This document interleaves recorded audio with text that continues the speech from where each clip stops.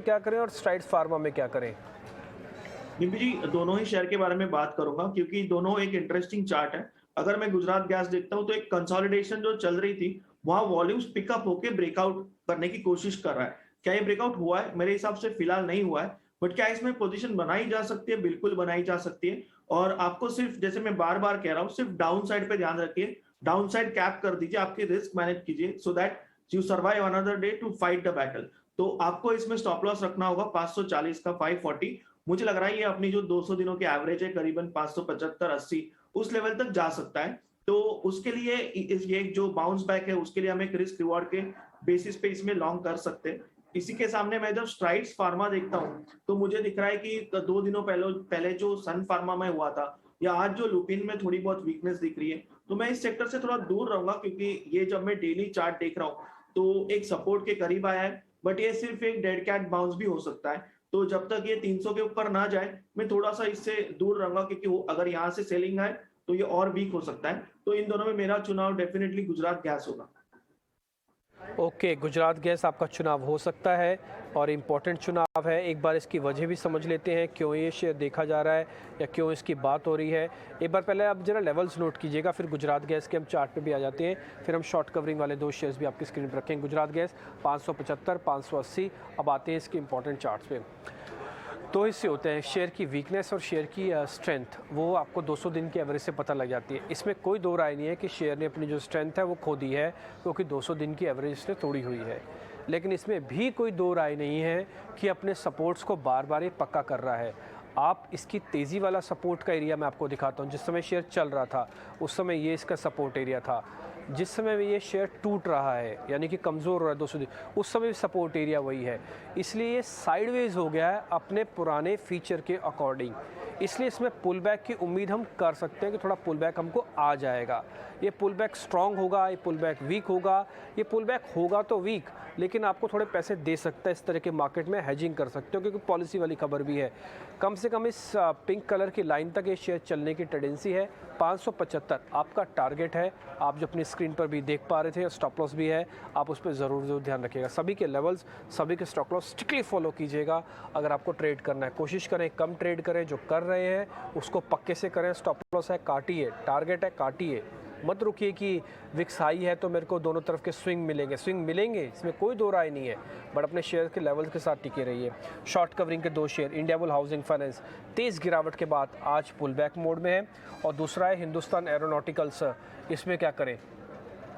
DP जी, इसमें एक तो क्लियर राय मेरी होगी कि इंडिया बुल हाउसिंग फाइनेंस से दूर रहना चाहिए। इसकी वजह ये है कि बार-बार जब ये 225-30 भी चल रहा था, तभी भी मैं कह रहा था कि 275 के ऊपर जाने दीजिए, ये एक बहुत वीक स्टॉक है।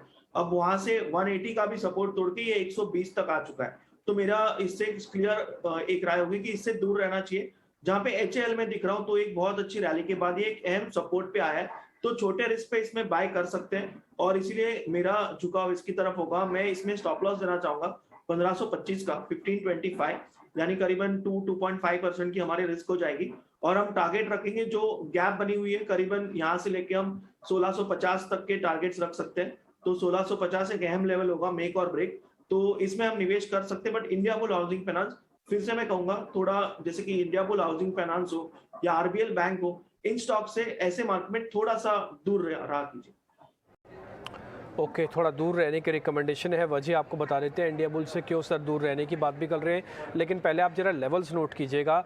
वो है हिंदुस्तान एरोनॉटिकल्स के 1650 आपका टारगेट और साथ ही 1525 आपका स्टॉप लॉस। अब जरा आते हैं इंडिया बुल हाउसिंग फाइनेंस पे। क्यों इंडिया बुल हाउसिंग फाइनेंस को देखना चाहिए, समझना चाहिए। एक बार जरा आपको स्क्रीन पर वापस ले चलते हैं। इससे क्यों बचना चाहिए या अभी थोड़ा रुक जाना चाहिए, उसकी वजह है। मैंने 2 गोले आप मेरी स्क्रीन की तरफ देखेंगे, ये मैंने मार्क किए हुए हैं। एक तो ये है जो आपको अपनी स्क्रीन पर इस समय दिख रहा होगा, ये इस समय का अब तक का यानी कि पिछले 1 डेढ़ साल तक का सबसे क्लियर पैनिक बॉटम है। उसके बाद ये शेयर साइडवेज हुआ, अटेम्प्ट करने की कोशिश हुई कि किसी तरह से पुल बैक आ जाए और ये 200 दिन के एवरेज के ऊपर आके अच्छी शॉर्ट कवरिंग कराए। बट वो शॉर्ट कवरिंग वापस साइडवेज से कन्वर्ट होते फेल हो गई। फेल होने के बाद ये उसी जगह पर पहुंची है जिस जगह पर टिपिकली हमारा पुराना बॉटम मैच कर रहा है। आप अपनी स्क्रीन पर देख पा रहे होंगे, यही एक जगह है जहाँ से इसको ब्रेक करेगा तो और फॉल आ सकता है। क्या इसको हम प्लस करें, क्या इसको शॉर्ट करें, नहीं, इसको थोड़ा समय दें।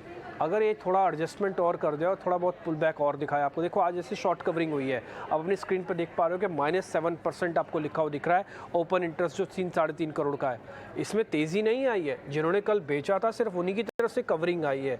तो शॉर्ट कवरिंग और ग्रोथ में फ़र्क होगा। तो ये शॉर्ट कवरिंग का कैंडिडेट था अभी। ये शॉर्ट कवरिंग थोड़ी और भी अपलिफ्ट हो सकती है, लेकिन तेज़ी में दम होता है, शॉर्ट कवरिंग में दम नहीं होता, बस इतना ही फ़र्क होता है। हाँ, तो लेकिन इंडिया बुल्स फिलहाल अवॉइड कीजिएगा। HUL जो है वो आप ध्यान रख सकते हैं। मंदी वाले शेयर आपकी स्क्रीन पर होंगे।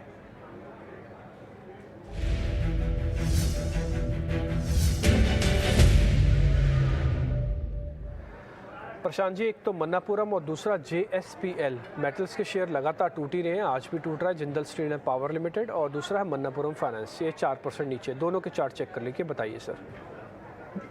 मन्नापुरम फाइनेंस में जब देख रहा हूँ तो वो बहुत ही ज्यादा वीक हो चुका है, तो इसमें एक रैली आए तब बिक वाली की जा सकती है। जबकि मैं जिंदाल स्टील देख रहा हूँ तो ये करीबन 450 के अहम लेवल पे आया हुआ है। इसका अगर मैं एक्चुअल पोजिशनल स्टॉप लॉस बोलूँ तो वो 480 हो जाता है, तो वो रिस्क रिवॉर्ड में फिट नहीं हो रहा है। बट हम इसमें क्या कर सकते हैं, एक बार 448 ये ब्रेक कर दे, यानी 448 ये ब्रेक कर दे 448, तभी हम इसको 456 यानी 456 के 8 पॉइंट के रेंज से स्टॉप लॉस रख के शॉर्ट कर सकते हैं। टारगेट हम रखेंगे इसकी जो 200 दिनों की एवरेज है, यानी करीबन 430 के करीब। तो रिस्क रिवॉर्ड बहुत जस्टिफाई हो जाएगा और उस हिसाब से करीबन 1:2.53 की ट्रेड हम बना सकते हैं। तो जस्ट 2 पॉइंट की वेट करेंगे, शॉर्ट बिलो 448, स्टॉप लॉस 456 और टारगेट हम रखेंगे 430 का। ओके, ठीक है। तो आप दूसरा कोई ट्रेड नहीं ले रहे ना सर? इन्हीं दोनों में से एक ही सिलेक्ट कर रहे हैं? बिल्कुल एक ही कर रहा हूँ। ओके, टारगेट स्टॉप लॉस आपके स्क्रीन पर आ जाएंगे, आप जरा नोटिस कर लीजिएगा जिंदल स्टील वगैरह के। और अभी आप जो देख पा रहे हैं अपनी स्क्रीन पर, ये 5% का जो राइज़ है ये एक वापस कन्वर्ट हो सकता है। सेल कॉल 430 का टारगेट, 448 के बाद ये फिर बिक जाएगा। 458 आपका स्टॉप लॉस होना चाहिए। शॉर्ट कवरिंग के शेयर्स तो हैं, लेकिन दम अभी ज़्यादा नहीं रख रहे हैं। लॉन्ग में से जो हमने शेयर चुना है वो अब तक चुना है गुजरात गैस का। स्ट्राइड्स फार्मा को गिरा दिया। इंडिया फुल हाउसिंग फाइनेंस में दम नहीं है। HCL के अंदर हमने फिर से चुनाव किया है और बिकवाली वाले शेयर्स में JSPL आपको और कमज़ोर होता हुआ दिखेगा। ये सारे शेयर्स आप नोट कर लीजिए, रखिएगा। सेलेक्टिव शेयर्स हैं, बट इन्हीं शेयर्स से आपको अच्छा फ़ायदा मिल सकता है अगर आप ट्रेडिंग भी कर रहे हैं, पोजिशनल ट्रेडिंग भी कर रहे हैं 1 से 2 दिन की। सर, अनवाइंडिंग के शेयर्स जिसमें ओपन इंटरेस्ट भी घट रहा है, जिसमें प्राइस भी घट रहा है, वो है डेल्टा कॉप, चला गया सर ये नीचे। सिटी यूनियन बैंक, ये भी आज 1.5% के नुकसान पर। इनमें दोनों में क्या करें सर? लिपि जी, डेल्टा कॉर्प ने कल जो डेली चार्ट पे हैमर जैसा पैटर्न बनाया हुआ है, बेसिक जहां बुल्स एंटर करने की थोड़ी कोशिश कर रहे थे, तो मैं वेट करूंगा उन्हें फेल होने को, यानी जो लो बनी थी 215, तो इसके नीचे अगर मुझे क्लोज मिल जाए, अगर 215 के नीचे क्लोज कर जाए तो मैं डेफिनेटली इसको 222 से शॉर्ट कर जाऊंगा। मुझे लग रहा है फिर ये एक मोमेंटम फॉल दे सकता है। कोई लोग उसको ओवरसोल्ड कहते होंगे, बट अगर ये स्टॉक 215 के नीचे क्लोज हो जाए तो मुझे बिल्कुल हैरानी नहीं होगी अगर ये तुरंत 195 के लेवल भी दिखा दे। तो वेट करेंगे, इस लेवल पे कुछ नहीं करेंगे। 215 ब्रेक हो जाए तो 222 के स्टॉप लॉस से इसको सेल कर सकते हैं। ओके, ठीक है। आप इसमें कंडीशन लगा के सेल कर रहे हैं, हमने वो लिख दिया है। 215 के नीचे आने पर ही 195 होगा। अभी ये शेयर 3% की गिरावट के साथ ट्रेड कर रहा है, जो कि 223 पे है। 7 रुपये और जाने पड़ेंगे तब जाके ये ट्रिगर होगा, नहीं तो नहीं होगा। आप मत लीजिएगा सौदा 215 के नीचे इसको शॉर्ट करने से पहले का। हाँ, 222 का एक स्टॉप लॉस आप रख लीजिए।